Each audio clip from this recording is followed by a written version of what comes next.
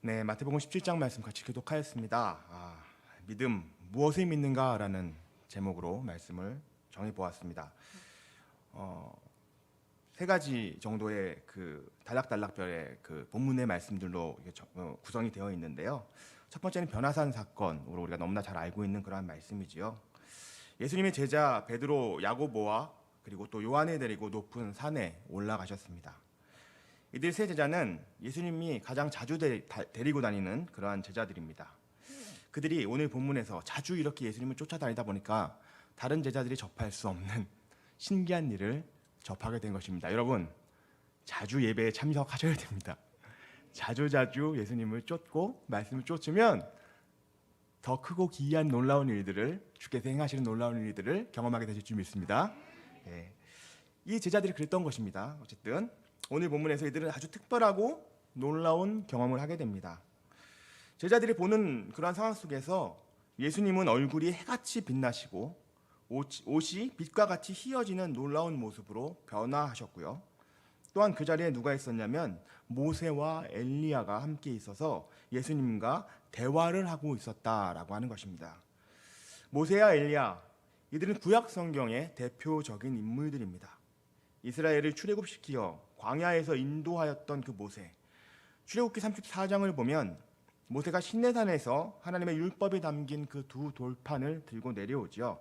그 내려왔을 때 모세의 얼굴에서 광채가 나서 이로 인해서 백성들이 두려워하였다 하는 그러한 말씀이 있습니다.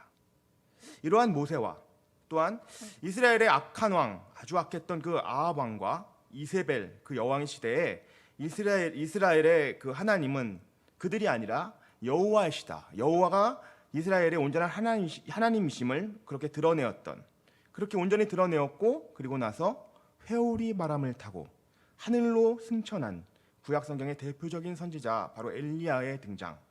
또한 그들과의 대화는 곧 성경이 예표하는 메시아가 바로 예수님이심을 보여주는 그러한 장면이라고 할 수 있습니다. 이 광경을 목도한 제자들, 다른 제자들은 못 보았죠. 베드로와 야고보와 요한, 이들 이 광경을 보고서 감격할 수밖에 없었습니다. 감격한 베드로는 예수님께 말합니다. 이곳이 좋습니다. 모세와 엘리야, 그 위대한 지도자와 선지자를 주님과 함께 본 이곳이, 바로 이곳이 좋습니다. 이곳이 바로 축복의 땅이 아니겠습니까? 주님이 허락하신다면 이곳에 초막 셋을 지어가지고 기념하겠습니다.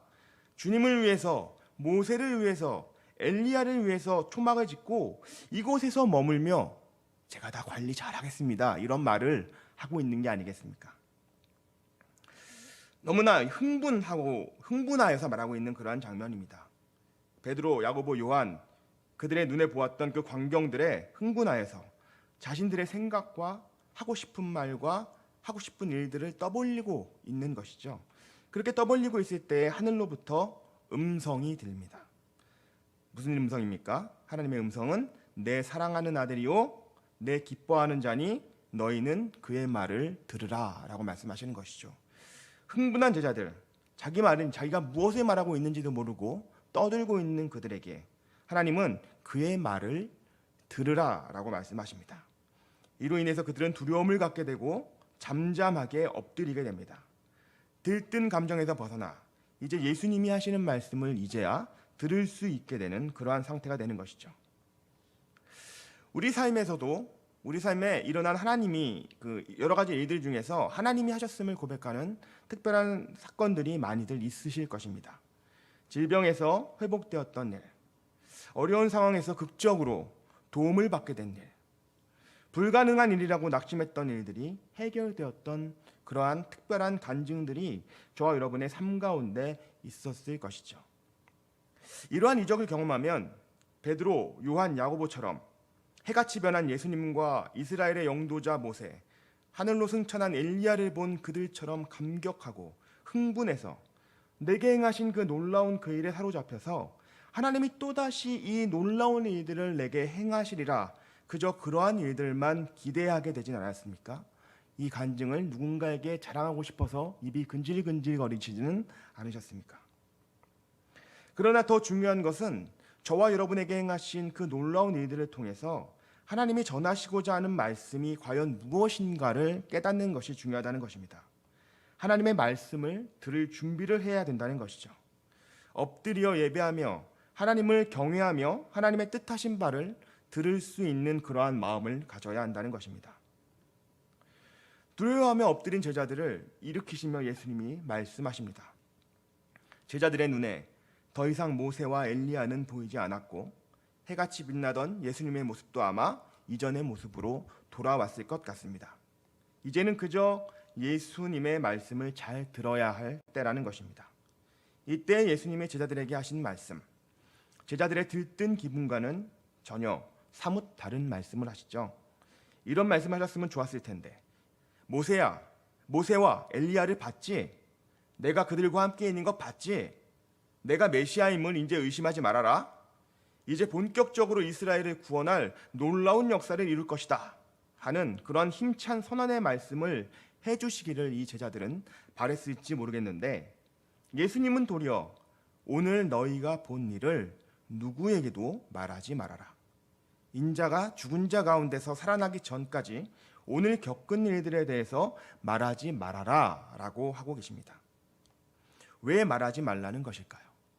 이 어마어마한 일을 말하고 싶어서 벌써 입이 간질간질한데 왜 말하지 말라는 건가요? 베드로, 요한, 야고보처럼 사람들이 흥분하여 예수님에 대해서, 예수님의 행하신 일에 대해서 오해할 것이기 때문입니다. 예수님은 십자가의 길, 그 죽으심과 부활하심의 사역으로 나아가야 하는데, 모세와 엘리야와 함께하였다는, 그들과 대화하였다는 그 일이 여러 사람들에게 퍼지게 된다면 제자들처럼 이들도 흥분하여서 그들과 무리를 이루어 예수님이 가야 할 방향이 아닌 원치 않는 방향으로 나아가게 될 것을 먼저 경계하고 있는 것이죠.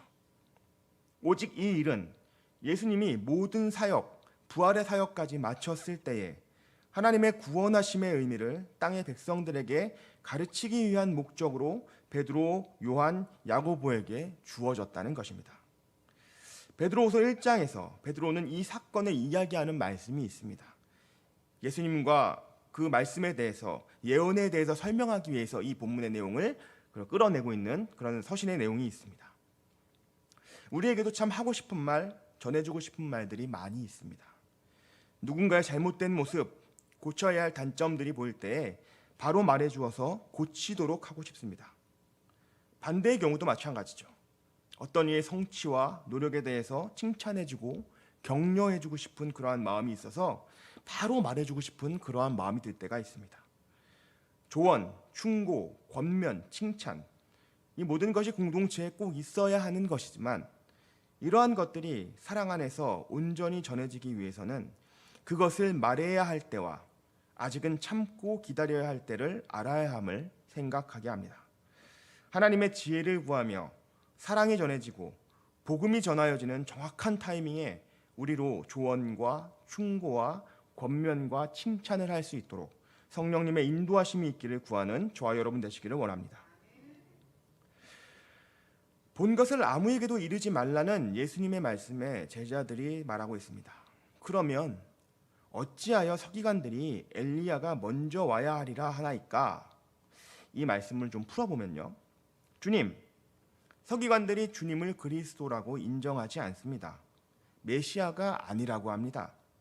주님이 그동안 놀라운 일들을 행했음에도 그리스도가 아니라고 하는 그 이유는 주님보다 먼저 엘리야가 와야 하기 때문이라고, 그렇게 성경에 예언되어 있기 때문이라고 그렇게 말합니다. 그런데 우리는 오늘 주님과 함께 계신 엘리야를 보았지 않습니까? 그러하니 이 일을 빨리 알려야 서기관들, 바리새인들에게 주님이 바로 그리스도이심을, 메시아이심을 확증할 수 있지 않겠습니까? 라고 말하는 것이죠. 이에 예수님은 엘리야가 이미 와서 모든 일을 회복하였다. 그가 와서 광야에서 회개하라, 천국이 가까웠노라, 하나님 나라가 이르렀노라고 외치지 않았느냐. 주의 길을 예비하라는 하나님의 사명을 감당하는 엘리야가 이미 왔지만 사람들이 알지 못하고 믿지 못하고 그에게 행하였던 것처럼 나에게도 그러할 것이고 고난을 받게 될 것이다 라고 말씀하고 있습니다. 그제서야 제자들이 그들이 변화산에서 그렇게 눈으로 본 엘리야, 예수님과 함께 대하던 그 엘리야가 아니라 주의 오심을 하나님 나라가 이르렀음을 전하는 세례 요한이 바로 말씀에 예언된 엘리야라는 것을 깨닫게 되었습니다. 병거를 타고 회오리 속에 하늘로 승천한 엘리야가 다시 그와 같은 모습으로 나타나 무엇인가를 행하기를 바라고 이스라엘 백성을 애굽에서 이끌어낸 모세를 통해 하나님이 행하셨던 그 놀라운 이적을 보이는 방식을 기대하였던 제자들. 그러나 하나님의 뜻은 그들의 생각대로, 내 생각대로 이루어지는 것이 아니라는 것이죠. 하나님의 우리를 향한 계획, 그것은 내 생각과 같다고 속단해서는 안 됩니다. 내 기준으로, 내 편의대로 하나님의 뜻을 알고자 하면 우리는 계속 틀릴 수밖에 없습니다. 오해할 수밖에 없습니다. 그러나 더욱 하나님의 뜻을 알고자 하고 나의 생각과 기준이 아니라 말씀의 기준을 두고 나아갈 때에 하나님이 기뻐하시는 삶, 온전한 순종의 삶으로 우리는 나아갈 수 있다는 것입니다. 이 땅 가운데 하나님의 구원의 역사가 어떻게 펼쳐지는지 말씀으로 읽고 묵상하며 그 놀라우신 섭리 안에서 우리 각자에게 허락하신 사명은 무엇인지 깨달아 순종으로 살아내는 저와 여러분 되시기를 소망합니다. 이어서 14절부터 20절에 이르는 말씀에서 여전히 온전한 믿음의 자리에 있지 못한 제자들의 모습을 보여주고 있습니다. 어떤 사람이 간질이 심한 아들을 예수님께 데려왔는데요. 그 아들은 불에도 넘어지고 물에도 넘어지기를 자주 하였다라고 합니다. 이 사람은 아들을 고치기 위해서 먼저 예수님의 제자들에게 그 아들을 데려갔지만 제자들이 고치지 못하였기에 결국 예수님께 데리고 오게 된 것이죠. 아들에게서 귀신을 쫓아내시고 고치신 예수님은 제자들이 이 아들을 고치지 못한 이유에 대해서 믿음이 없기 때문이다라고 진단하셨습니다. 제자들에게 없는 믿음이란 무엇일까요? 예수님이 어떤 분인지에 대해 아직도 잘 알지 못하고 있다는 것입니다. 하나님의 아들이신 예수님이 이 땅 가운데 행하실 그 구원이 무엇인지에 대해 여전히 알지 못하고 믿지 못하는 것입니다. 들었지만 의심하기에 따르지 못하는 것이죠. 겨자씨 하나만한 믿음도 없다고 하시는 것. 예수님은 22절과 23절에서 다시금 제자들이 알아야 할, 믿어야 할 예수 그리스도의 사역을 전하십니다. 인자가 장차 사람들의 손에 넘겨져 죽임을 당하고 제3일에 살아나리라. 이 말씀에 제자들은 근심하였다고 합니다. 왜냐하면 죽임을 당한다. 예수님이 죽임을 당한다는 말이 그들은 듣기 싫은 것입니다. 또한 죽임을 당한 후 3일 후에 살아나실 것이라는 그 말씀은 믿지 못하는 것이고요. 부활하심을 믿지 못하니 자꾸 이 땅에서 무엇인가를 해주시기를 바라는 마음일 뿐입니다. 저와 여러분의 마음도 이와 같지는 않습니까? 제자들은 예수님이 행하시는 이적을 보았을 뿐입니다. 예수님은 이 이적을 통하여 예수님이 능력 있는 분이심이 전파되기를 원하시는 것이 아닙니다. 예수님은 행하시는 이적이 하나님 나라가 전해지는 일에 쓰임받기를 원하실 뿐입니다. 가난한 자들, 억눌린 자들에 대하여 하나님의 긍휼이, 그 마음이 예수님을 통해 전해지고 있는데 제자들은 예수님을 통해서 하나님의 사랑하심과 공의로우심은 보지 못한 채 입을 벌리고 눈에 보이는 것에만 집중하고 있으니 주의 마음을 담지 못하니 제자들은 여전히 귀신 들린 자에게서 귀신을 쫓아낼 수가 없었다는 것이죠. 여전히 그 마음을 예수님의 말씀대로 돌이키지 못하고 있는 것입니다. 말씀하시고 또 말씀하셨는데도 말입니다. 24절부터 27절의 말씀은 무엇을 또한 말씀하시는 것일까요? 반세계를 받는 자들이 베드로에게 나왔다고 합니다. 반세계를 받는다는 것은 성전세를 의미합니다. 이 반세계 성전세의 유래는 출애굽 당시에 모든 유대인들이 그들의 생명의 속전을 내었던 것에서 비롯하는 것입니다. 이를 거두어들이기 위해서 다니는 자들은 로마의 세리가 아니고요, 성전을 관리하는 제사장, 서기관들의 하수인들이었을 것입니다. 이들이 베드로에게 너의 선생은 반세계를 내지 않느냐라고 물었습니다. 아마도 예수님에 대해서 어떠한 질책할 거리를 찾기 위해서 그런 질문을 했는지는 모르겠습니다. 그러하니 베드로는 내신다 하여 이들과의 충돌을 피하였고 예수님께 들어가니 예수님이 이 일로 먼저 말씀을 하시는 것이죠. 시몬아, 너의 생각에는 어떠하냐? 세상 임금들이 누구에게 관세와 국세를 받느냐? 자기 아들에게 받느냐? 아니면 타인에게 받느냐? 베드로는 타인에게 받습니다라고 당연한 답을 하였습니다. 성전세, 성전의 주인이신 분이 누군지 안다면 어떻게 예수님께 반세계 성전세를 내라고 하겠느냐라는 것이죠. 예수님은 베드로가 성전세를 거두는 자에게 예수님이 내실 것이다 라고 답을 하고 왔기에 가르쳐 주시는 것입니다. 하나님의 아들이신 예수님, 성전의 주인이신 예수님을 베드로 네가 온전히 알았고 온전히 믿었다면 과연 내실 것이다 라고 답을 하고 돌아왔겠느냐라는 것이죠. 예수님은 그 거두는 자들이 예수님이 성전세를 내지 않는다는 이유로 하나님의 아들이신 그 예수님을 오해하고 정죄하는 등의 잘못을 저지르지 않도록 성전세를 내주고 계십니다. 그런데 그 성전세를 어디서 구하십니까? 베드로에게 바다에 가서 낚시를 통해 첫 번째로 잡은 그 고기의 입에서 한 세겔을 꺼내어 그것을 가져다가 예수님과 베드로의 성전세를 내도록 그렇게 말씀하십니다. 이 이적을 통해서 여전히 예수님에 대해서 온전한 믿음을 갖지 못한 베드로에게 그리스도이신 주님, 하나님의 아들이신 주님, 그분이 이 땅 가운데 행하실 사역과 구원의 성취에 대한 말씀을 주의 깊게 듣고 묵상하며 믿음의 길에 이르도록 이끌어가고 계심을 보게 됩니다. 마태복음 17장에서 예수님이 행하신 놀라운 이적들, 변화산 사건, 귀신 들린 아이에게서 귀신을 쫓으신 일, 바다에서 잡은 고기의 입에서 나온 세겔을 통해서 성전세를 내도록 하신 일을 우리는 지금 같이 나누었습니다. 그저 읽으시면서 어떠한 생각을 하셨습니까? 어쩌면 제자들과 같은 모습으로 읽지는 않으셨습니까? 이 놀라운 이적에만 우리의 시선을 고정한다면 우리의 기도는, 우리가 주님께 바라는 것은 내 삶에도 이러한 놀라운 이적을 보여주십시오 라는 그 기도에 머물게 될 것입니다. 베드로와 제자들이 그러했던 것처럼 말입니다. 그러나 이 이적들을 통해서 주님은 베드로와 제자들에게 계속해서 가르쳐 주십니다. 너희는 나를 누구라 하느냐? 주는 그리스도시요 살아계신 하나님의 아들임을 온전히 믿는다면 주님이 행하실 일을 전적으로 신뢰하며 믿음으로 따라야 함을, 십자가의 길을 가시고 죽으실 것을, 그리고 사흘 후에 부활하셨음을 믿는다면 제자된 자들의 그 삶 또한 주님 가신 그 길을 순종함으로 따라야 함을 말씀하고 있는 것이죠. 오늘 저와 여러분은 예수님을 믿으십니까? 진정으로 주님이 말씀하시는 것을 듣고 마음에 새기며 순종함으로 나아가는 삶의 자리에 있으십니까? 아니면 내 뜻대로 예수님의 초막을 짓고 그곳에 편안히 머물고 싶어하며 필요할 때 공급받아 성전세를 내는 일에 어려움이 없기만을 바라고 있지는 않습니까? 이 땅에 오신 예수님은 하나님의 어린 양이 되셔서 화목제물이 되어주셔서 우리로 하나님께 나아갈 길을 허락해 주셨습니다. 우리에게 주어진 사명은 예수님의 그것과 다르지 않습니다. 우리도 우리에게 허락하신 생명들을 구원에 이르도록 사명을 받았습니다.